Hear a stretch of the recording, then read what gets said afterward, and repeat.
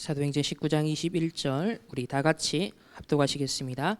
이 일이 있은 후에 바울이 마게도냐와 아가야를 거쳐 예루살렘에 가기로 작정하여 이르되 내가 거기 갔다가 후에 로마도 보아야 하리라 하고. 아멘. 우리 6월 첫 번째 우리 주간입니다. 오늘 제목은 로마도 보아야 하리라.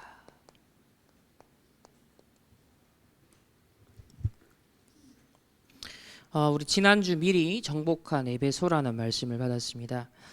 지난 5월 한 달 동안 계속 미리 지역을 어떻게 정복하는지, 현장을 어떻게 미리 정복하는지에 대한 말씀의 여정을 저희들이 인도를 받았고, 특별히 지난주 우리 에베소 말씀을 통해서는요, 미리 정복을 위해서 꼭 해야 될 것에 대해서 한 달간 쭉 말씀을 봤는데, 간단하게 정리를 해보면 우리 393의 보좌의 기도를 누리는 것을 지속적으로 강조하는데, 그것은 나를 보좌하는 가장 핵심적인 키워드가 됩니다. 그리고 선행을 하라, 또 독서 한 페이지, 또 하루에 한 개씩 메시지를 꼭 들어라, 그리고 미리 학습하고 내 스케줄을 확인하고 또 예습과 복습을 하는 이런 어떤 습관들, 이것이 근본적인 힘과 저력이 되고 실력이 된다 했습니다. 그리고 반드시 전체 미래 그림을 갖고 있으면 오늘의 몫이라는 게 있습니다. 우리의 전체 그림은 딴 게 아니죠. 선포된 언약의 말씀입니다. 미리 정복한 에베소라는 언약을 주셨거든요. 그럼 이 시대에 우리가 미리 정복할 현장이 있는데 오늘의 몫이 나온다는 것입니다. 그럼 이 5가지 실천 사항은 가만히 묵상해 보니까 현장 보좌와의 키였습니다. 393은 나를 보좌하는 비밀이고요. 이 5가지 실천은요, 현장을 보좌하는 비밀이더라고요. 그 마지막으로 예배 성공을 위해서 미리 성구를 찾아보고 헌금을 준비하고 기도하는 건 뭐냐면 교회 보좌와의 키였습니다. 그래서 딴 메시지가 아니라 나를 보좌화하며 현장을 보좌화하고 교회를 보좌화하는 이 3가지 보좌화의 어떤 실천사항, 핵심으로 주셨던 것이 지난 한 달당 우리 서울원에서 계속 나누었던 말씀이고요. 그리고 전도 이전에 바울 팀이 미리 응답을 받았다 그랬습니다. 그 전도 이전에 무슨 응답을 미리 받았습니까? 에베소 지역에 도착하자마자 그 제자들에게 물었습니다. 너희들이 성령 세례를 아느냐라고 했더니 모른다 그랬습니다. 우리는 요한의 세례밖에 알지 못한다. 즉 마가다락방에 일어난 그 성령의 역사는 아직 이 에베소 지역에 있는 제자들이 알지 못한다고 했어요. 그래서 가장 먼저 바울이 이 제자들에게 가르쳤던 것이 성령 세례였습니다. 먼저 12명이 확보가 되었죠. 그리고 바울 팀과 함께 더불어 이 에베소 캠프가 본격적으로 시작되었습니다. 그 이전에도 사도행전 13장 초반 또 16장을 우리 중반에 이렇게 조금만 앞에 보더라도 기도처를 찾는 바울의 가장 최우선순위의 그 여정을 볼 수 있습니다. 그러니까 저와 여러분이 미리 정복에 가장 키가 있다면 어딜 가든지 나의 기도처를 먼저 세팅하라. 여러분 가정에서도 학교에서도 직장에서도 여러분만의 은밀한 여러분만의 홀로의 그 시간과 장소를 정해서 복음 누리는 기도, 나를 보좌하는 기도, 하나님과 소통되는 그 짧은 5분의 시간이라도, 단 1분의 시간이라도 먼저 가지는 것이 가장 중요합니다. 왜 그렇습니까? 한 번에 정확한 성령 인도 받은 그것이 아시아에서 마게도냐로 인도를 받는, 그것이 유럽 복음화, 하나님께서 한 시대 로마 복음화를 이루는 중요한 인도가 되었죠. 그러니까 우리의 삶에도 막히고 안 되고 뭔가 더딘 것 같은 상황이지만 그걸 어떤 눈으로 보느냐가 굉장히 중요합니다. 마게도냐로 하나님이 인도하시는 그 중요한 성령 인도 받을 수 있는 키가 바로 기도처를 찾는 것이었죠. 그리고 에베소 지역에는 후대들을 뒤덮고 역사하는 흑암 세력이 있었습니다. 심지어 제사장의 아들들 7 아들들이 마술을 흉내내어서, 그것도 예수를 믿지 않으면서 예수 이름을 빙자하여서 한번 명성을 얻어보고자, 돈벌이를 해보고자 흉내를 내던 이 목회자 자녀라고 볼 수 있겠죠. 우리 후대라고 볼 수 있습니다. 귀신이 뛰어올라 그들을 짓눌렸다 그랬습니다. 괴로워서 상에서 벗은 몸으로 도망쳤다 그랬습니다. 그게 바로 그 시대의 에베소 지역의 이 유대인 후대들의 상태였습니다. 그런데 이 후대들의 상태는요, 반드시 이 흑암 경제와 연결되어서 유린을 당하고 공경을 당한다는 것을 볼 수 있습니다. 오늘날 시대에도 제가 어제 기사도 올려드렸지만 지금 마약 문제라든지 국내와 해외도 마찬가지입니다. 여러 가지 음란물 문제라든지 전 세계 후대들을 파고들고 있는 많은 지금 병리적인 현상들이 있단 말이에요. 근데 그 모든 것의 중심에는 뭐가 있습니까? 돈이 있어요. 결국 이 흑암 경제가 돌아가는 것과 우리 후대들이 망하는 쪽으로 모든 것들이 발전하는 것과는 반드시 직접적으로 관계가 있다는 거죠. 이런 현장을 에베소 지역에서 바울이 보고 어디를 파고들었습니까? 먼저 회당 그리고 서원으로 들어가서 하나님 나라를 집중적으로 선포하였습니다. 그리고 미리 본 미래의 응답, 오늘 이제 나눌 말씀인데 큰 에베소 지역의 역사와 응답을 이루었습니다. 보통 사람은 거기서 안주하겠죠. 그것을 누리거나 도취하는 것으로 끝날 수 있습니다. 그런데 바울은 거기서 멈추지 않았습니다. 이런 에베소 지역까지 3차의 전도 선교 여정을 거쳐 보니 이 모든 것의 근원지가 어디더라? 바로 로마였다는 거죠. 그래서 로마도 보아야 하리라라는 멈춤 없는 이 전도자의 여정은 계속되어졌습니다. 그래서 응답 이후에 축복 이후에도 하나님의 절대 계획을 바라볼 수 있는 그런 초월이 우리에게 필요합니다. 여러분이 이만하면 됐어라고 안주하는 내가 이만큼 그래도 헌신했으면 됐고 이만큼 기도했으면 됐고 이만큼 내가 열심히 신앙생활했으면 됐고 헌신했으면 됐지라고 하는 그 순간부터 사실은 하나님과는 방향이 어긋나는 거예요. 바울은 끝까지 그리스도 예수께 잡힌 바 된 그것을 향하여 내가 이룬 것을 이룬 게 아니다. 배설물로 여긴다. 표대를 향하여 위에서 부르신 부름의 상을 위하여 간다. 이 바울이 너무나 멋지게 하나님께 쓰임받았던 그 중심을 우리가 볼 수 있습니다. 그래서 응답을 넘어서 축복을 넘어서 내가 이룬 것 성취한 걸 넘어서 항상 하나님의 절대 계획이 무엇인지를 향하여 나아갈 수 있는 그런 갱신이 저와 여러분에게 늘 있어야겠습니다. 또 바울이 가는 여정 속에 두려움도 있었습니다. 생명의 위협도 있었습니다. 그러나 두려워하지 않고 멈추지 아니하고 계속 순례자의 길을 가서 정복자의 여정을 마칠 수 있었던 배경, 그는 로마라는 확실한 미래를 봤기 때문이에요. 자기가 감당해야 될 이 시대의 재앙막을 바로 그 마지막 코스를 봤기 때문입니다. 저와 여러분이 그리스도로 모든 문제가 끝났습니다. 그리고 끝을 본 자가 되어야 됩니다. 우리 지난주 말씀을 다시 한번 기억하시면서 오늘 로마도 보아야 하리라 라는 이제 그 역사적 현장 속으로 함께 들어가도록 하겠습니다. 오늘 먼저 서론에서는요 이걸 강조하셨습니다. 지금 영적 세계에서 무슨 일이 일어나고 있는가? 특별히 오늘 이 시간입니다. 바로 예배 시간. 여러분이 또 기도하는 시간. 바로 이때 하나님 나라의 일이 이루어진다 했습니다. 예수님께서 공생애 동안 3년 동안 사실 사역하시면서 처음부터 마지막까지 일관되게 강조하신 것 한 가지를 꼽자면 하나님의 나라가 이미 임했다. 그래서 그때부터 실현되기 시작한 하나님의 나라가 재림주로 오실 때까지 성취되어질 것을 약속했습니다. 그래서 오늘 저와 여러분 무슨 기대를 해야 되고 무슨 믿음을 회복해야 되고 그리고 현장에 나아갈 때도 뭘 붙잡고 가야 되냐면 하나님 나라의 일이라는 이것이 나를 통해 이루어질 내 발걸음을 통해 이루어질 하나님의 영적인 역사라는 겁니다. 가장 이 일이 이루어지는 공식적인 현장이 예배라는 거죠. 그래서 예배의 중요성을 아는 자, 하나님 나라의 일을 실제로 어디에 먼저 누려야 되냐면 바로 나에게 하나님의 나라가 이루어지는 것이 가장 핵심입니다. 뜻이 하늘에서 이루어진 것 같이 땅에서도 이루어지리라 하는 것처럼 이 땅 현장에 있는 바로 나에게 하나님의 나라가 먼저 이루어지는 것인데 이걸 다른 말로 말하면 내가 영적인 플랫폼화가 되는 것입니다. 플랫폼은 뭡니까?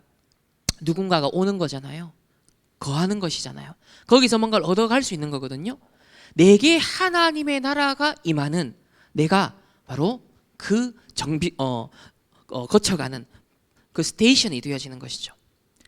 이 플랫폼에서 거치지 아니하고 현장에는 끊임없는 재앙과 저주, 사단의 공격이 들이닥치고 있기 때문에 워치맨이라고 그럽니다. 파수망대를 세워서 빛을 밝혀야 됩니다. 그리고 정확한 하나님의 인도를 받기 위해서 말씀의 인도를 받고 영적 소통을 위한 안테나, 저와 여러분이 플랫폼 파수망대 안테나로 세워지는 것이 내 안에 하나님의 나라가 임하는 것입니다. 세 번째는 이렇게 되니까요, 우리가 플랫폼 파수망대 안테나가 딱 되어지니까 성삼위 하나님이 먼저 내 안에 역사합니다.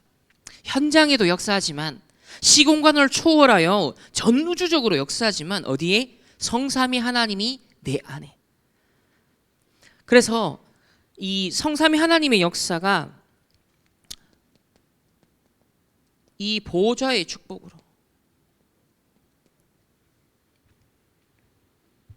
이 보좌의 축복으로 통하여서 시공간 초월의 역사가 일어나고 그것이 현장까지 전달되는 3시대, 현장을 살리는 문을 연다 그랬습니다.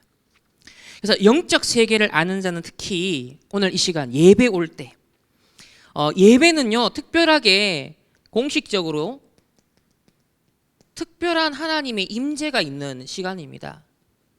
그래서 더 특별한 기대와 설렘과 기도 속에서 여러분들이 인도를 받는 시간, 그 예배는 그런 것이죠. 그렇기 때문에 특별한 기대와 각오를 더 품고 오게 되어집니다. 그래서 지난번에 그렇게 표현하셨어요. 아직 하나님 나라의 일을 실제로 믿지 않는 사람은 나중에 그 사람이 변할지 모르겠지만 아직 현재로서는 사단이 볼 때 그 사람은 가짜다 그랬습니다. 가짜. 다시 말하면 사단이 볼 때는 가짜라는 거예요. 하나님의 나라를 실제로 믿지 않고 하나님의 나라가 내게 임한다는 것에 대한 실제적인 기대, 그걸 품고 예배에 오지 않는다면 사실은 사단이 볼 때는 가짜와 같다는 겁니다. 그러니까 저와 여러분은 분명 이게 아니겠죠. 진짜 하나님 나라를 사모하고 하나님의 나라가 나에게 임하고 나에게 역사하고 그리고 현장에 그 하나님의 나라가 그대로 전달되어지는 그 영적인 힘을 공급받고 충만해지는 시간이 오늘 온종일 드리는 이 예배 시간입니다. 그래서 예배를 소중하게 여길 수밖에 없습니다. 네 번째는 드디어 현장에 성령의 임재가 일어나고요, 흑암이 결박되어집니다. 하나님의 나라 임할 때 말씀 성취하는 천군 천사도 동원되어집니다. 마태복음 12장 28절에 이렇게 말씀합니다. 그러나 내가 하나님의 성령을 힘입어 귀신을 쫓아내는 것이면 하나님의 나라가 이미 너희에게 임하였느니라. 이 귀신을 쫓아내는 것이면 하나님의 나라가 이미 임하였다. 성령을 힘입어서 흑암을 결박할 때 하나님의 나라가 이미 임하였다. 하나님의 나라가 임할 때 가장 일어나는 역사가 있습니다. 뭐죠? 시편 103편 20절 우리 21절에 능력이 있어 여호와의 말씀을 행하며 말씀을 성취한다. 이 말씀 성취하는데 누가 동원되어진다 했습니까? 천사들이요. 그리고 그의 수종을 들며 그의 뜻을 행하는 모든 천군이요. 하나님의 뜻을 성취하는 데 동원되는 천군. 천군 천사가 동원되어집니다. 이 세 가지가 사실 하나님 나라가 임한다라는 의미라고 볼 수 있습니다. 자, 이렇게 해서 두 번째로 여러분 예배 드릴 때 일어나는 이런 영적인 세계가 어디로 연결되어집니까? 현장입니다. 이 현장에서는 이제 하나하나 확인하는 것인데, 이 현장은 뭐 장소적 개념도 있지만은 실제로 매일 우리가 순간순간 직면하는 그 현장인데요, 바로 문제입니다. 이게 문제다 싶은 현장에 가면 반드시 문제가 기다리고 있죠. 하지만 이 영적인 세계의 비밀을 누리는 자, 하나님 나라의 비밀을 누리고 있는 자에게는 문제를 보는 즉시 5분 만에 거기에 대한 답을 얻을 수 있습니다. 문제에 시험 들지 않습니다. 문제에 빠지지도 않습니다. 문제를 가만히 기도하고 곰곰이 생각하는 즉시 거기에 대한 하나님의 숨은 응답을 딱 찾게 되어집니다. 그래서 하나님 나라의 일을 안 누리는 사람은요, 문제에 빠집니다. 바로 문제 터지면 바로 문제 빠집니다. 내 문제도 아닌데 내가 그 문제 속에 빠져서 살아가요. 그래서 하나님 나라의 일을 늘 누리는 사람은요, 이미 와 있는 숨겨진 답을 확인한다. 그렇게 말씀했습니다. 두 번째는 문제만 있지 않습니다. 사소한 또 큰 갈등이 늘 있습니다. 사람과 더불어 살아가는 현장에는 반드시 갈등이 있게 마련입니다. 그런데 이 갈등이 생길 때 하나님 나라의 비밀, 이 성삼위 하나님의 역사의 비밀, 이걸 누리고 있는 사람은요, 여기서 뭘 찾아냅니까? 바로 갱신할 걸 찾아냅니다. 갈등이 생긴다는 그 신호 자체가 하나님은 갱신을 허락하시는 시간표구나. 그러니까 빨리 갱신하면 사실은 갈등을 넘어섭니다. 갱신 안 하면 계속 갈등의 골이 깊어지겠죠. 계속 갈등 속으로 들어갑니다. 그러다가 이제 인생 끝나는 거죠. 그래서 여러분, 갈등이 생길 때는 반드시 기억하세요. 하나님 나를 갱신시키는 시간표다. 나를 세계보고말 사람으로 만드시는 시간표다. 하나님은 우리를 빚으시는 토기장이십니다. 그래서 갈등을 주는 사람은 이렇게 생각하세요. 나를 237, 5천 종족 살릴 수 있도록 그런 영적인 지도자의 그릇으로 갱신시키는 훈련 교관이구나. 그 사람의 수준 상관없습니다. 여러분 입장에서는 그걸 어떻게 처신해야 되냐면, 내게 갈등을 주는 모든 환경과 사람은 237, 5천 종족 스케일을 담아내라고 하나님이 나를 이 시대의 렘넌트 지도자로 세우려고 나를 갱신시키는 훈련 교관이구나. 여러분, 중요한 레슨을 받을 때요, 테니스를 배운다면 한 달 배워도 적어도 얼마인지 모르겠습니다. 10만 원, 15만 원 이렇게 줘야 되지 않겠습니까? 근데 237 나라 5천 종족 영적 지도자로 키우는데 여러분 어마어마한 돈을 사실 지불해야 되거든요. 여러분이 만약에 경영학 석사를 한다, MBA를 한다, 돈 엄청 들어요. 근데 237 5천 종족을 경영할 수 있는 자로, 정복자로, 순례자로 이 어마어마한 축복을 담을 수 있는 지도자의 그릇을 키우는 레슨을 주는데 여러분 그것을 공짜로 주대요. 얼마나 감사합니까? 그래서 갈등을 딱 줄 때는요, 바로 여러분의 생각이 어디로 딱 고정되냐? 내가 지도자로 갱신할 시간표. 237 5천 종족 스케일을 담아낼 나는 오늘 하루 바로 그것이 내게 하나의 작은 갱신의 시간표. 그게 불가능한 것 같죠? 당연히 내 힘으로 불가능합니다. 그러나 이 하나님 나라의 일을 알고 이 복음의 절대 가치를 알고 이 영적 세계를 실제로 믿는 자, 누리는 자, 집중하는 자, 하나님이 다른 힘을 주세요. 다른 눈을 열어주십니다. 다른 미래의 확신한 일을 보게 됩니다. 그걸 보게 되어지면 이걸 누리게 되죠.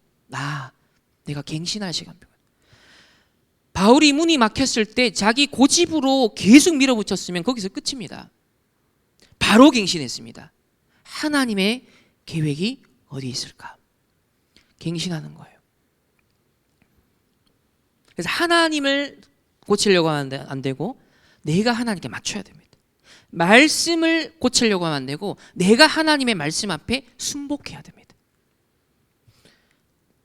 세 번째는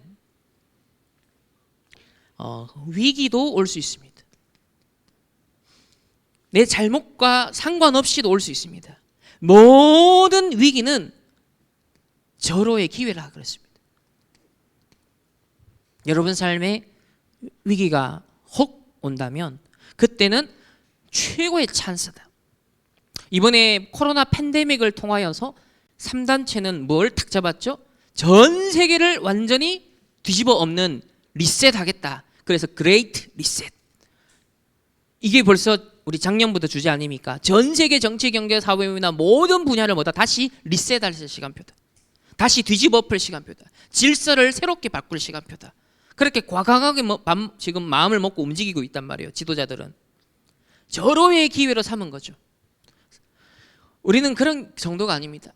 정말 위기인 것처럼 보이지만 하나님은 새로운 질서, 새로운 하나님의 뜻과 계획을 성취하기 위한 더 선한 것을 이루기 위한 기회로 삼으라고 주신 것입니다. 이게 구원받지 못한 자에게는 허망한 얘기입니다. 가능성 0%의 말입니다. 그러나 여러분이 구원을 진짜 믿는 자라면, 하나님의 자녀라면 300% 맞는 얘기입니다. 그럼 이 간격이 발생한다. 그럼 둘 중에 하나겠죠. 내가 구원받지 못한 사람이든지, 아니면 내가 구원을 받았지만 하나님의 역사를 믿지 못하는 사람이든지. 여러분, 진짜 하나님을 믿고 내가 구원받은 하나님의 자녀라면 위기 속에는 300% 하나님이 준비한 축복과 응답의 기회가 있다는 것을요, 활짝 믿으시고 눈 뜨시길 바랍니다. 그래서 사단은요, 문제와 갈등과 위기는 우리가 살아가는 삶의 모든 현장에 매 순간 있을 수 있는데, 자, 사단도 24시 활동하잖아요. 그러면 문제와 갈등과 위기를 통해 사단은 어떤 지점을 파고들까요? 요것 때문에 내가 멸망하도록. 사단이 노리는 한 수는 딴 거 아닙니다. 멸망입니다. 나를 실패시키는 거예요. 불신자는 완전 근본부터 멸망이고, 하나님의 자녀는 이 땅에서 뭐예요? 진짜 구원받은 자의 그 축복 다 놓치게 만드는 거예요. 그리스도의 핏값을 뭐예요? 부끄럽게 만드는 거예요. 하나님의 영광을 가리는 거예요. 그래서 사단은 이 땅에서는 육신을 실패시킬 수 있습니다. 그러나 그리스도의 핏값으로 보장된 구원받은 저와 여러분의 신부가 권세는 그 정도가 아닙니다. 사단을 깨뜨리신 그리스도인데 내가 감히 사단한테 짓밟힐 수 있느냐? 결코 그럴 수 없느니라. 사단의 일을 멸하신 그리스도. 그래서 하나님은요, 악한 자도 깨닫고 회개하기를 원하시는데, 하물며 구원받은 존귀한 하나님의 백성에는요, 가장 선한 응답을 주기를 원하세요. 그래서 문제와 갈등과 위기가 딱 내게 오거나 혹은 현장에 딱 보일 때, 사단은 그것 때문에 내가 손해보기를 원합니다. 그것 때문에 내가 무너지고 실패하고 멈추기를 원하죠. 포기하기를 원하죠. 그러나 하나님은 그것조차도 합력하여 선한 응답을 이루기를 원하십니다. 선한 계획을 이루기를 원하십니다. 하나님의 절대 주권. 그래서 틀린 길을 계속 갈 때는요, 하나님이 왜 문제와 어려움을 주실까요? 왜 때로는 위기를 주실까요? 그 틀린 길을 가면 안 되니까요. 끝까지 거기서라도 멈춰야 되니까요.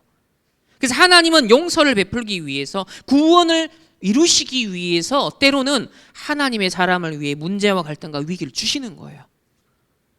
그래서 하나님은 궁극적인 더 선한 응답으로 다시 돌이키기 위해서. 세 번째는 이 영적 세계에서 일어나는 일을 여러분이 현장에서 이제 지속하면 어떤 결과가 나타날까요?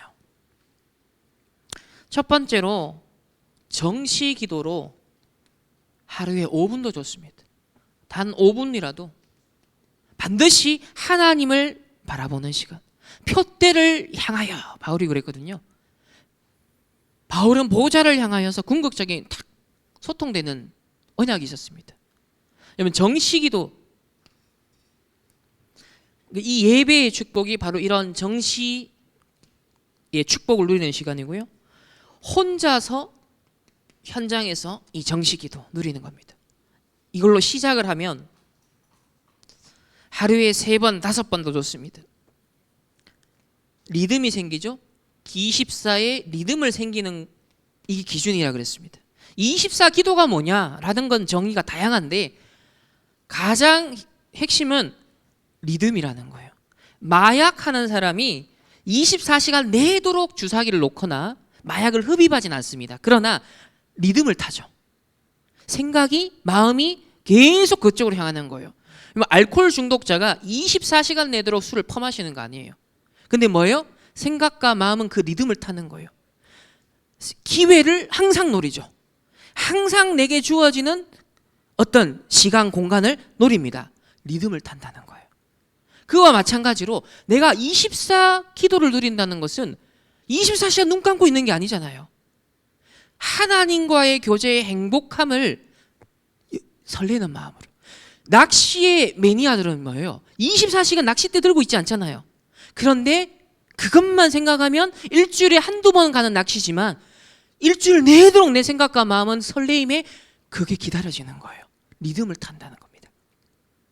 여러분, 예배라는 것, 정시기도라는 게 그런 거예요. 하나님과의 깊은 교제의 행복을 맛본 자는요, 이 영적 세계에 힘을 얻는 이 위력이 얼마나 강력한가를 아는 자는요, 이 리듬을 탈 수밖에 없습니다.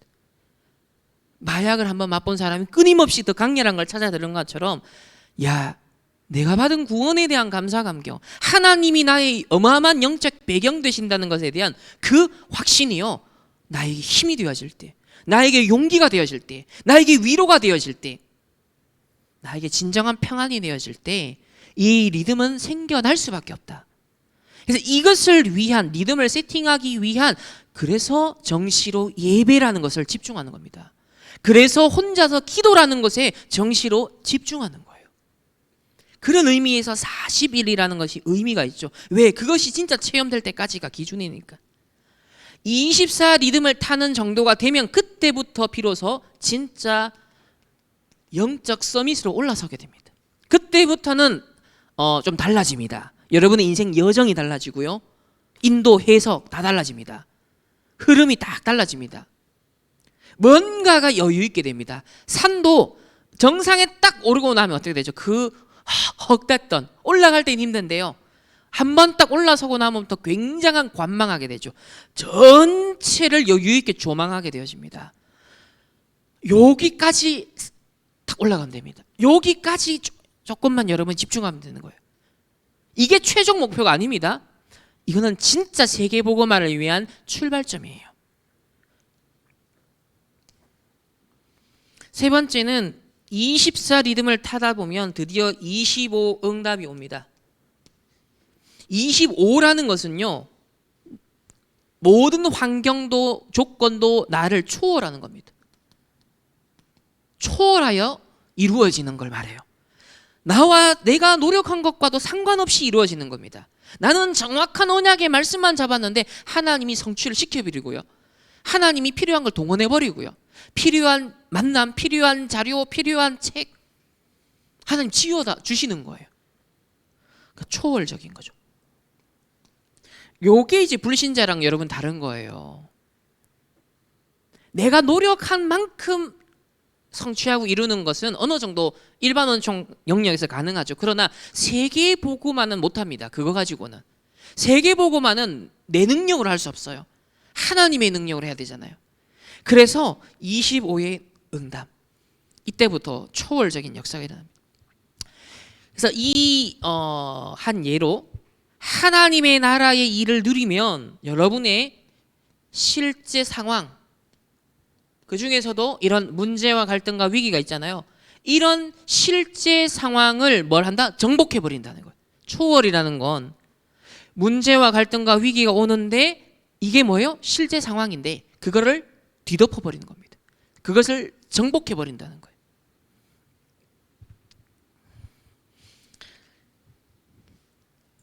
이렇게 되어지면 25의 응답, 자, 이게 계속 쌓이면 그 누구도 빼앗아갈 수 없는 영원한 응답으로 바뀌어진다.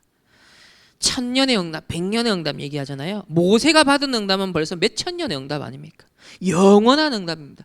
바울의 전도의 여정은요, 2000년 동안이나 지금까지도 우리에게 전달되고 있습니다. 영원한 응답입니다.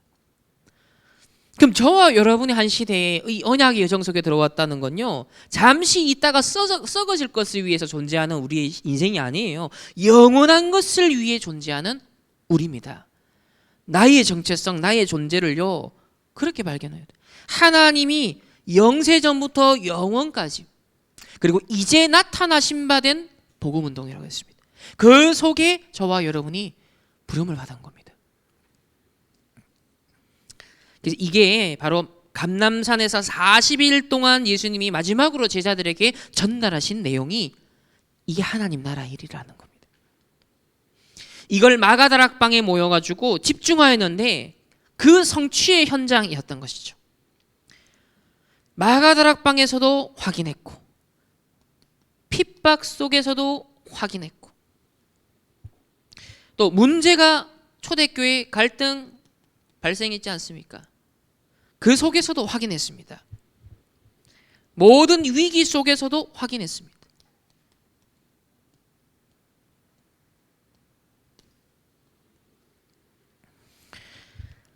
그래서 지금부터는 우리 문제와 갈등과 위기 보는 눈을 바꿔야 됩니다. 이 모든 것은 하나님의 나라를 실제 누리고 적용하라고 하나님 우리 주신 기회구나. 이거를 실제로 이제 누리게 되어질 때 초대교회 사람들은 담대해질 수밖에 없습니다. 충분한 누림이 있게 되어지면 절대적인 기다림이 가능해집니다. 그러나 이 누림이 안 되면 조급해집니다. 이게 가장 큰 병이라고 그랬습니다. 조급. 하나님의 정확한 시간표가 있는데 못 기다리는 거예요. 하나님이 역사하는 타이밍이 있는데 그걸 못 기다립니다. 조급해요. 그 섣불리 여러분이 편견에 갇혀버리고요. 섣불리 사람의 말에 갇혀버리고요. 섣불리 뭐예요? 내 오해에 갇혀버리고요. 섣불리 확대 해석에 갇혀버리고요. 섣불리 상처에 갇혀버리고요. 섣불리 여러분의 틀린 오류 있는 판단과 감정에 속아버려요. 조급입니다. 하나님의 나라를 누릴 때 여러분 진짜 평안과 내면의 평화, 그 마인드풀니스 명상하는 사람들이 한 가지 맨날 그 사람들이 체험하는 거 얘기하는 게 뭐예요? 내면의 평화 아닙니까? 내면의 평화를 잃으면 모든 개인이, 그 차드 몽탄이 뭐라 그랬어요? 구글에서 명상을 하면서 개인이, 전 세계에 있는 개인들이 마음의 내면의 평화를 얻으면 지금 분쟁과 전쟁으로 얼룩진 역사를 뒤집을 수 있다. 전 세계 평화를 실현할 수 있다. 그래서 전 세계의 사람들로 하여금 명상을 하게 만들자. 얼토당토하는 비전을 갖고 움직였는데 지금 전 세계화되고 있지 않습니까? 하물며 명상하는 인간이 하나 언약 딱 잡았는데 전 세계에 마음의 평화를 실현하겠다. 근데 뭐 우크라이나 전쟁이다. 끊임없이 전쟁과 분쟁 일어나잖아요. 막을 수 없는 거예요. 그러나 하나님의 나라의 일은 이 실상이거든요. 실제거든요. 그래서 모든 문제와 갈등과 위기가 있는 그 현장, 분쟁이 있는 그 현장, 모든 전쟁이 있는 그 현장에 뭐요? 하나님의 나라가 임하도록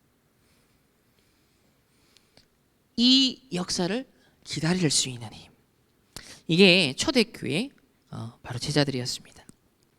그래서 이걸 못 보면 문제와 갈등 위기에 빠질 수밖에 없고요.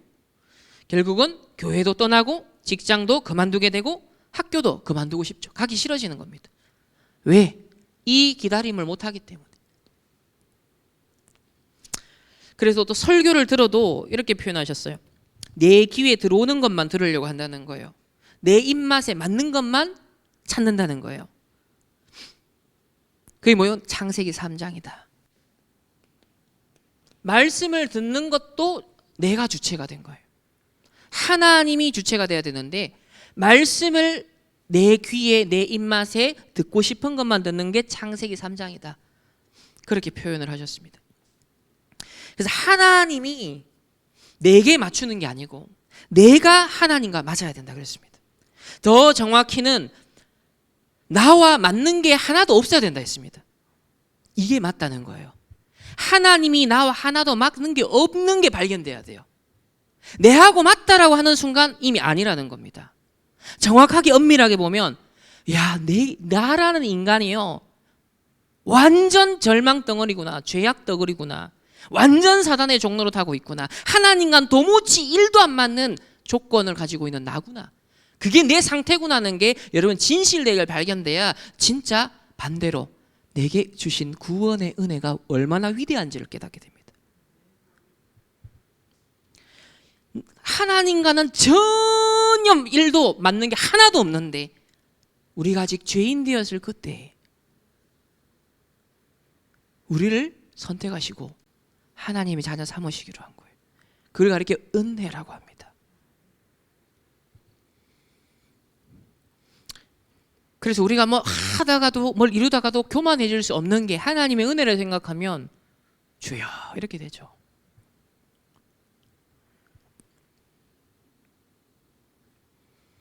그래서 심지어는 이렇게 말씀하시더라고요. 하나님은 마귀의 심부름꾼이 아니라는 거예요. 다시 말하면 내 구미에 맞는 걸 찾는데 하나님이 그런 말씀을 내가 귀 기울인다. 만약에 그 귀에 내한테 맞는 말씀을 가져다 준다. 그 마귀가 가져다 준다는 거예요. 하나님은 마귀의 심부름꾼이 아니라는 거예요. 나와 안 맞는 걸 주시는 하나님이에요. 내랑 맞다? 즉 내가 그리스도가 주인된 상태라면 괜찮아요. 그러나 내가 그리스도의 주인된 안 된 상태인데 내한테 맞는 거다라고 느끼는 순간 창세기 3장입니다. 나와 안 맞아야 돼요. 말씀이 살았고 운동력 위에서 좌우의 날선 검보다도 예리하여 나를 수술하는 말씀이 돼야 돼요. 내 인간의 육신의 욕망을 거스르는 말씀이어야 돼요. 나의 창세기 6장 11장과 안 맞는 말씀이어야 돼요. 그게 살아있는 하나님의 말씀이고 복음의 말씀이에요. 그게 치유의 말씀이에요. 여러분 수술대 앞에 있는 의사 앞에 환자가 가가지고 이렇게 째주세요. 그 말을 하는 환자는 어떤 환자예요? 미친놈입니다. 정신병원 가야 돼요. 요즘 정신병원 의사가 굉장히 곤욕스러워한다죠. 뭔지 아십니까? 전에는 정신과 의사가 환자가 확실한 치유 대상으로 보고 접근을 할 수 있었어요. 그게 그 당시에는 가능했던 분위기 당연한 거죠. 정신병 시달리는 환자가 의사 앞에 서는 거 그 당연한 거잖아요. 근데 요즘 정신과는 어떤 분위기인지 아십니까? 인권 이러면서 정신병 들린 사람의 얘기를 계속 들어만 줘야 돼요.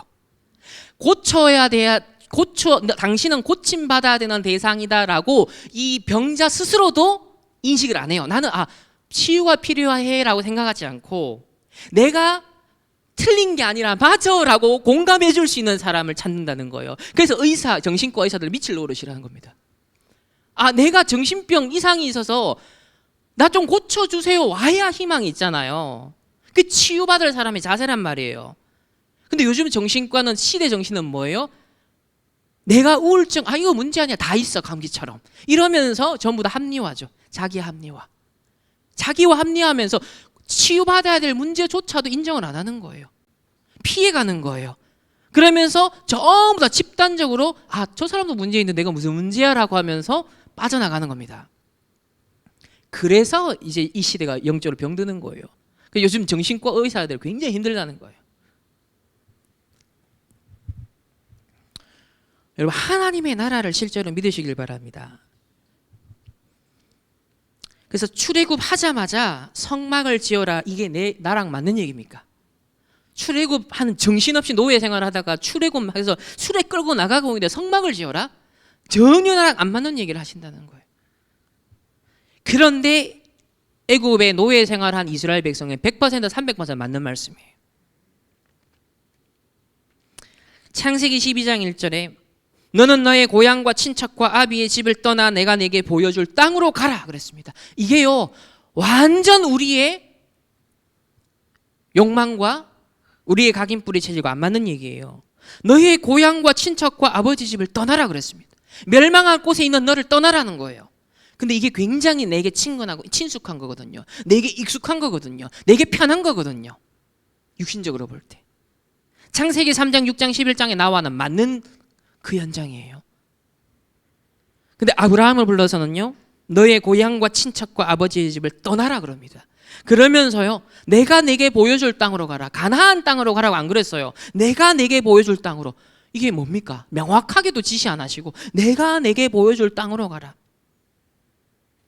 그러니까 아브라함을 하나님 부를 때는요 너는 세계복음할 확실한 주역이니까 너는 세계복음할 구별된 너는 복의 근원이니까 내가 지시할 언약의 땅으로 가. 언약 따라가 그 말이잖아요. 근데 그것은 내게 익숙한 편한 이미 쩔어있는 그 고향과 친척과 아버지의 집을 떠나는 것과 연결됩니다. 그래서 우리는 하나님께서 복 주시길 원하시고 세계복음화의 주역으로 하나님 쓰시고자 불렀기 때문에 망할 수밖에 없는 저주 상태에서 출애굽하라는 겁니다. 거기서 빠져나오라는 겁니다. 저와 여러분이 오늘 이 예배 시간을 통하여서 출애굽의 응답을 누리시길 바랍니다. 모든 사단의 함정과 올무 틀에서 벗어나시길 바랍니다. 그리스도가 내가 다 이루었다라고 했던 완성의 그 구원의 복음, 내가 다 끝냈다는 그 성취를 저장만 하지 마시고 그걸 실제로 누리고 사용해야 됩니다.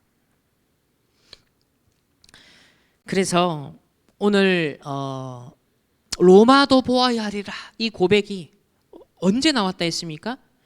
회당에서 큰 사역 이유입니다.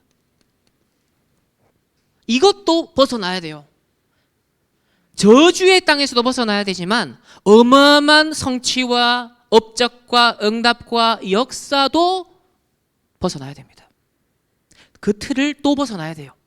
왜? 가나안 땅으로 내가 내게 보여줄 지시할 땅으로 계속 가야 됩니다. 우리는 끝까지 성령인도 받아야 될 사람이에요. 자, 첫 번째, 이걸 배경으로 깔고 우리 한 달 동안 말씀을 나누는 겁니다. 자, 준비된 로마다 이렇게 표현을 하셨어요. 이게 뭔 말이냐? 이게 뭐 말이 되는 표현이냐? 준비된 로마. 로마가 뭐가 준비되었지? 어젯밤에 이 로마가 뭐가 준비되었지? 그 말이 아니라 이미 바울은 로마 시민권을 가진 자였다. 아니, 바울이 어떤 사람이에요? 전도자입니다. 이방 나라와 임금들 앞에 설 사람인데요. 그 사람에게 뭐가 있었다? 로마 시민권이 있었다는 거예요. 이게 중요하게 시사하는 바가 굉장히 중요한 게 있어요. 천국 시민권, 이거의 절대 가치를 발견한 사람이잖아요. 이 천국 시민권을 발견한 사람이기 때문에 로마 시민권을 활용할 수 있었어요. 그런데요, 천국 시민권의 절대 가치를 못 발견한 사람은요, 로마 시민권에 집착합니다. 로마 시민권에 도취가 됩니다.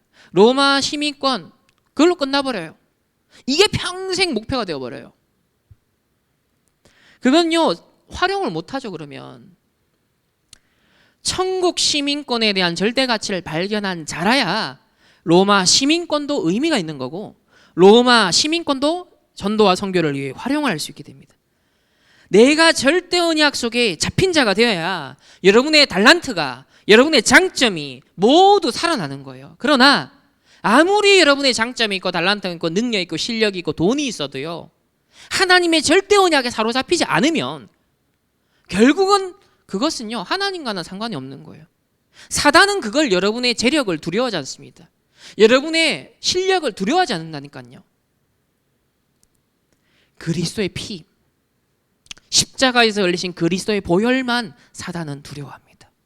이 그리스도의 보혈에 잡힌 바 된 여러분의 달란트여야, 그리스도의 보혈에 뒤덮여 있는 여러분의 재능이어야 여러분의 그 기능도 흑암을 꺾는 기능이 되는 거예요. 여러분의 그 경제 활동도 사단을 무너뜨리는 산업 선교사가 되는 겁니다. 이 천국 시민의 진짜 가치를 발견해야 됩니다. 두 번째는 누가 준비되었습니까? 로마인 브리스가, 여자죠? 로마인이었습니다. 로마 귀족의 딸이었습니다. 세 번째는 동력자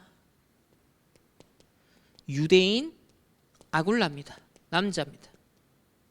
결국 이 아굴라가 이제 유대인이기 때문에 로마에서 추방이 되었던 그런 역사가 있었는데, 이 바울과 두 동력자 부부는요, 유대인과 로마인 모두에게 접근 가능했습니다. 하나님이 이렇게 딱 준비를 시켜놨죠.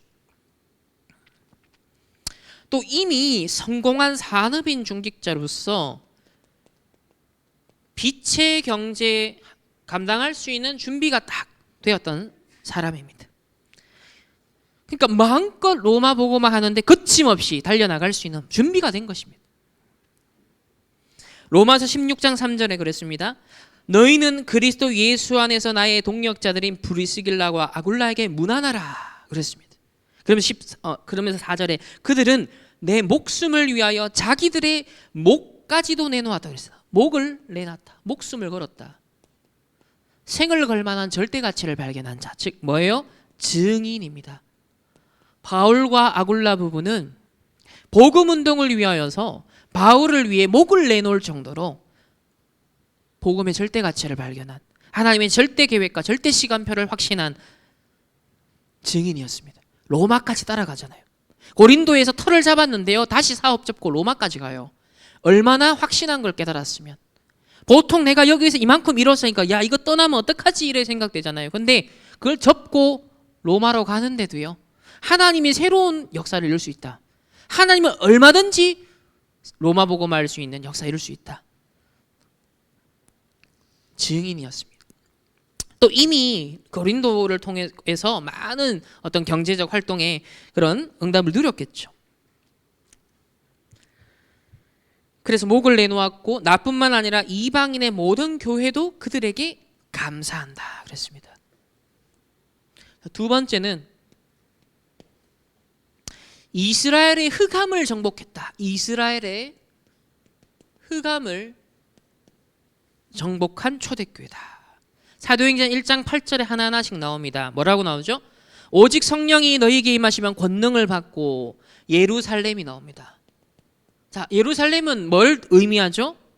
그 당시 교회를 말합니다. 그래서 유대교, 종교화되어 버린, 율법화되어 버린, 완전 교권화되어 버린, 그리고 예루살렘은 또 지역이죠. 그래서 기존의 죽은 교회를 살리는 겁니다. 종교 교권화된 현장에 살리는 겁니다. 두 번째는 온 유다. 이거는 뭡니까? 민족과 나라입니다.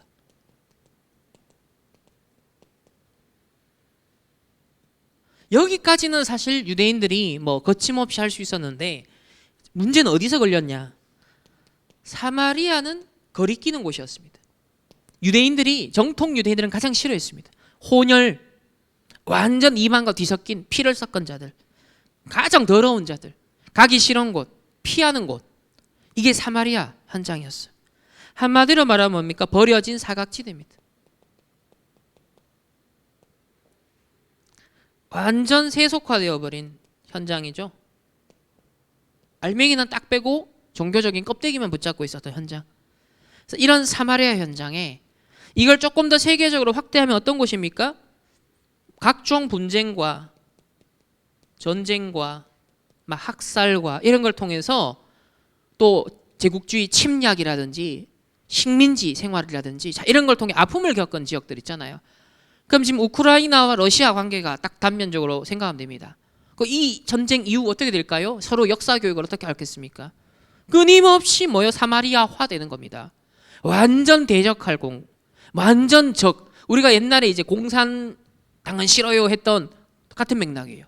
당연히 이제 공산당 대적해야 되는데, 그러다 보니까 이제 북한 주민 이런 모든 것까지도 굉장히 막 뿔 달린 것 같은 옛날엔 그런 이미지를 상상했단 말이에요. 이런 혐오감이, 적대의식이 계속 심기는 겁니다. 적대의식. 그러니까 우리는 김정은과 공산당 그리고 이 체제와 사상은 우상이기 때문에 대적해야 돼요. 그죠? 영적으로 꺾어야 됩니다. 근데 그 꺾는 방식이 우리가 뭐예요? 촛불을 든다 아니면 정치적인 행동을 이게 아니잖아요. 영적으로 흑암을 꺾어야 돼요. 하지만 우리 가슴에는 무슨 마음이 있어야 돼요? 저 김정은에도 복음이 필요하다. 저 북한 주민과 저 나라에 하나님의 은혜와 긍휼이 2배 더 필요해, 우리나라보다. 그게 진실되게 보여져야 돼요. 정말 그리스도의 피 흘림의 사건이, 그 구속의 은혜가 저 북한 땅에 흘러 넘쳐야 되지 않습니까? 그 눈으로 바라봐야 사마리아를 살릴 수 있는 거예요. 우리가 이 눈을 못 뜨면 결국은 예루살렘 교회는 여기까지 한계였잖아요. 결국 베드로의 한계였고, 이걸 못 넘어서니까 나중에 어때요? 안디옥 교회 넘어가지 않습니까? 그래서 이 초대교회 임명받은 집사님들을 통해서, 특히 빌립 집사님을 통해서 사마리아까지 진출합니다. 그리고 흩어진 자들이 핍박을 피해서 가는데 안디옥 교회가 세워지죠. 결국 이들을 통하여서 또 땅끝까지 갑니다. 로마, 복음화. 이거는 뭐예요? 이방, 완전 다른 문화. 유대인들 입장에서 이방 그러면 완전 개만도 못한 취급을 했던. 여러분이 이제 3단체 현장, 저 범죄 현장, 저 악랄한 원수, 더러운 세속, 불신자 세계. 그 모든 237 나라 5천 종족의 이방 세계, 저 땅끝에 복음이 필요하다는 걸 보는 겁니다. 그게 흑암을 하나하나씩 정복하는 여정이었습니다. 유대인들은요, 선민사상, 민족주의, 율법주의를 초월하지 못했습니다. 그래서 초대교회는 70인 제자들은 이걸 초월했습니다. 다시 말하면 복음 아닌 모든 틀을 깨뜨려라. 여러분에게 복음 아닌 모든 틀을 깨기 바랍니다. 복음과 전도, 선교에 방해되던 모든 기준을 무너뜨려야 돼요. 그게 내 창세기 3장, 6장, 11장 아닙니까? 그리스도께서 십자가에서 다 이루었다 하셨을 때 그 용서와 긍휼과 은혜의 포괄성을 내가 스스로 제약해서는 안 됩니다. 어떤 죄인도 용서할 수 있는 복음, 어떤 실수한 사람도 긍휼히 여길 수 있는 복음, 내게 남은 복음 아닌 복음의 위력과 복음의 포괄성과 복음의 어마어마한 능력을 제한하는 모든 것을 깨뜨려라. 그 교회 부흥과 관련된 거예요.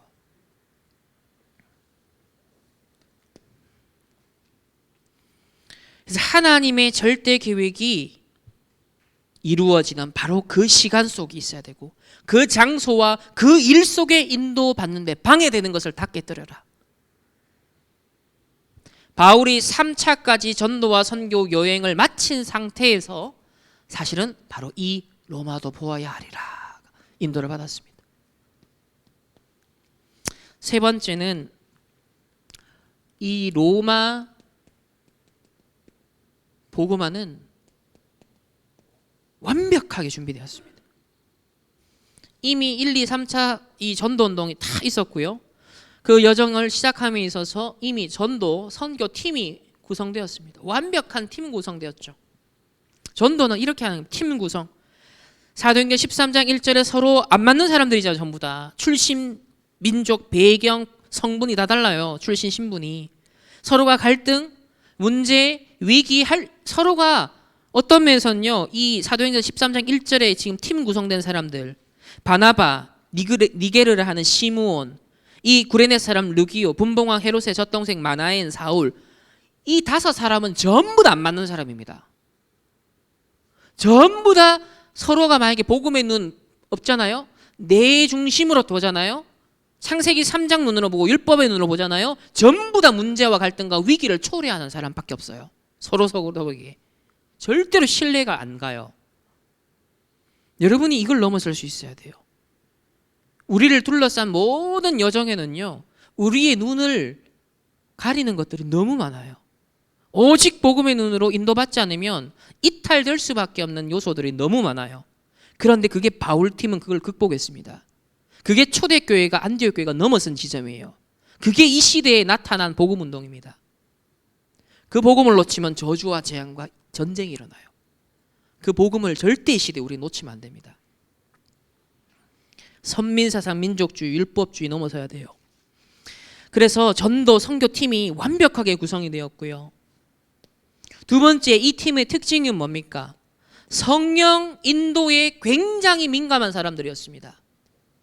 이 문제와 갈등과 위기에 걸려드는 사람은요, 팀도 구성이 안 될 뿐더러 팀이 구성돼도요, 절대로 인도 못 받습니다. 왜? 하나 될 수 없으니까. 함께 귀 기울여 성령의 인도, 말씀의 인도 안 받으니까요. 따라서 여러분이 언약의 여정에서 이탈되거나 낙오되지 않으려면 어디에 귀를 기울여야 됩니까? 말씀 따라가십시오. 어떤 경우에도 말씀을 놓치지 마세요.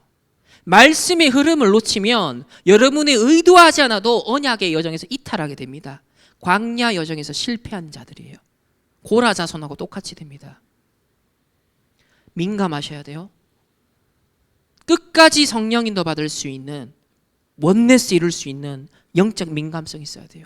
따라서 말씀 인도 못 받으면요, 반드시 이 영적 민감함이 없어집니다. 그러면 팀도 못 이룰 뿐더러 성령의 인도도 못 받아요. 무슨 인도 받을까? 내 인도 받거나 사람 인도 받거나 사단의 인도를 받습니다. 하나님의 나라 이루는커녕 사단 나라 이루는데 심부름하는 불쌍한 인생이 돼요. 그리스도의 핏값을 그렇게 헛되이 쓰면 안 됩니다.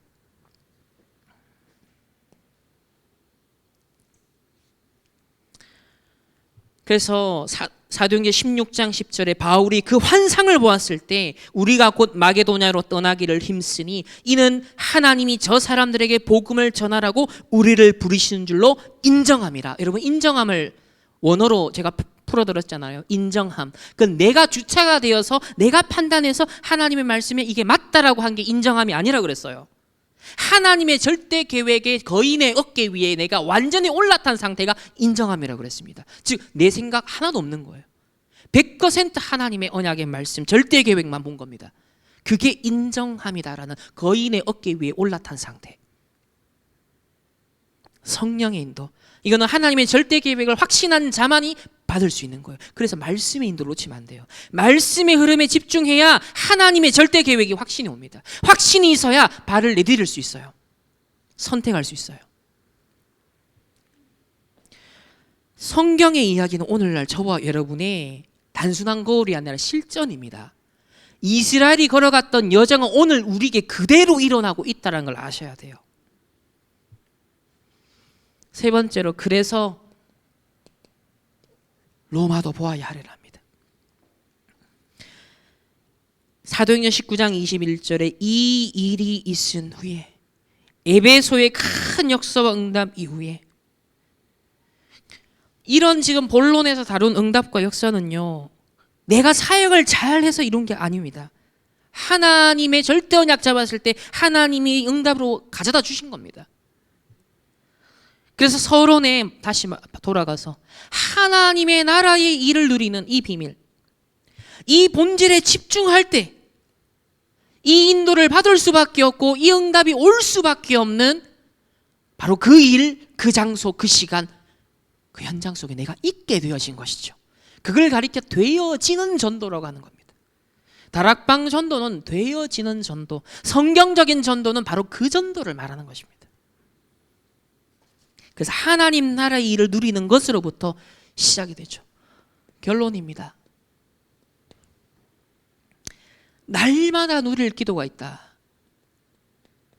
날마다 누릴 기도가 있다. 어제 우리 렘넌트 전도학에서 말씀하셨어요. 날마다 영성운동 속으로 들어가라. 날마다 영성운동.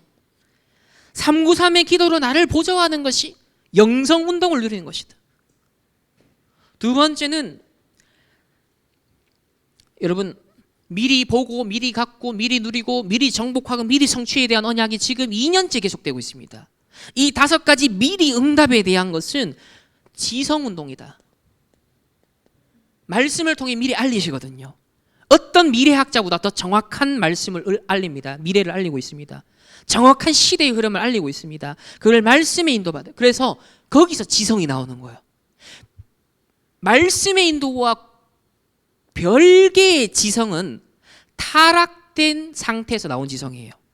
말씀의 인도와 말씀의 감동과 말씀의 여정 속에서 떠오르는 그 지혜라야 구속된 지성입니다. 즉 창세기 3장 사단의 공격을 안 받는 지성이에요. 그러나 말씀에 인도받지 않고 말씀에 길들여지지 않은 어떠한 지성은요, 내가 주인 되어 있는 지성입니다. 하나님의 인도를 못 받아요. 여러분의 모든 지성의 주인이 그리스도가 되어야 됩니다. 이게 지성운동이에요. 3단체 지성운동과 다르죠. 세 번째는 체력운동을 하라. 이건 어디 엮이더라 그 얘기 아니잖아요. 여러분의 가정과 현장과 시대를 어느 정도로 치유할 만큼, 영육 간에 병 들어가고 있구나. 이 근력 키우라는 얘기만이 아니잖아. 체력, 뭔가 다른 힘을 말하는 겁니다. 다른 동기, 다른 원동력, 다른 이유, 이 치유할 수 있는 힘을 길러라. 네 번째는 경제력 운동이다.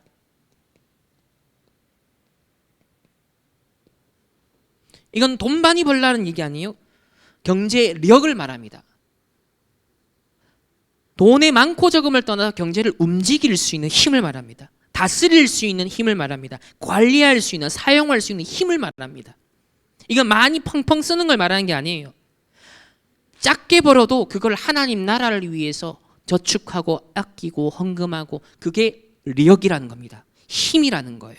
근데 1,000만 원을 2,000만 원을 매달 벌어도 력이 없는 사람은 그 돈이 허황되게 쓰이죠. 전혀 하나님 나라 일을 위해서 지혜롭게 쓰이지 못합니다. 그 력이 없는 사람이죠. 그래서 어느 정도로 70 영향을 줄도록 70 현장, 70 나라, 70 사람에게 영향을 줄 정도로, 그러니까 이게 진짜 인플루언서다. 여러분, 세상에 가짜로 도배된 인플루언서 말고 진짜 영적인 힘을 가지고 여러분의 산업에, 직장에, 전문성에, 이 경제에 있어서도 70 영향을 줄 수 있는 진짜 인플루언서가 되라. 그렇게 될 때 따라오는 것이 인력 운동입니다. 왜 5번째, 이거 순서대로 온다 그랬거든요. 순서대로. 영성 운동, 그러니까 영역, 지력, 체력, 경제력, 인력이거든요. 이 순서대로 옵니다. 근데 왜 세상에서는 인력을 첫 번째로 둔단 말이에요? 근데 하나님의 여정 속에는 이 인력이 마지막에 있습니다. 237 나라 5천 종족의 후대들. 그래서 이 5가지 오력을, 이 그릇을 날마다 세팅하고 누리는 기도 속에 들어갈 것을 어제 말씀 주셨습니다. 정확한 언약을 붙잡고 이 5가지 운동을 누려라. 그는 반드시 성취될 로마 복음화의 시간표와 정확하게 만나게 될 것입니다. 그러니까 하나님 편에서는 이 로마 복음화를 쭉 준비하고 이뤄가고 있고요. 저와 여러분 편에서는 매일 날마다 이 5가지 기도, 5가지 힘을 준비하고 있는데 이게 정확한 때에 만나게 되어질 거라는 겁니다. 이번 한 달 동안 살펴보고 확인하게 될 말씀이니까요. 이번 한 주간 로마도 보아야 하리라 라는 바울이 붙잡고 도전하였던 그 말씀의 전후 맥락에 담겨져 있는 놀라운 하나님 나라의 비밀을 깊이 한번 묵상해 보시면서 정말 이번 주간은요, 여러분 말씀에 귀를 기울이시길 바랍니다. 진짜 말씀 놓치지 않고 집중해 보시길 바랍니다. 하나님의 나라가 실제로 나에게 이루어지는 그 현장 체험을 꼭 하시는 그런 시작이 되어지기를 예수님의 이름으로 축복합니다. 하나님 감사합니다. 로마도 보아야 하리라. 하나님 나라의 일을 먼저 누리고 5가지 힘을 기르는 우리 렘넌트들 모든 주의 백성들 되게 하여 주옵소서. 예수 그리스도 이름으로 기도합니다. 아멘. 로마도 보아야 하리라. 하나님이 이 언약을 잡고 바울과 브리스길라 아굴라 부부가 끝까지 함께 동력하였던 것처럼 하나님 이 시대 21세기 로마도 보아야 하리라 이 언약의 여정 속에 부름받은 하나님 우리 충만교회 모든 렘넌트들과 중직자들과 산업인들, 우리 전 성도들이 흑암 경제 무너뜨리고 빛의 경제 응답받을 수 있는 귀한 예물로 축복하여 주옵소서. 하나님, 정말 불신자들은 관심도 없고 오히려 3단체가 틀린 영성운동을 통하여서 흑암의 나라, 사단의 나라를 확장하고 있는 이때 진짜 하나님의 나라를 믿고 하나님의 나라를 현실화하고 하나님의 나라를 실제로 누리는 증인들이 필요하오니 하나님, 이번 한 주간 주신 언약의 말씀 따라 이 영적 세계의 놀라운 비밀을 사실적으로 믿고 확장하는 하나님의 믿음의 사람들 될 수 있도록 축복하여 주옵소서. 지금은 우리 주 예수 그리스도의 은혜와 하나님의 무한한 사랑하심과 성령 하나님의 내주 인도 역사하심이 하나님 나라의 일을 사실적으로 누리길 원하는 모든 언약의 백성들 개인과 만남과 가정과 업과 흩어지는 모든 현장 위에 이제로부터 영원토록 항상 함께 있을지어다. 아멘.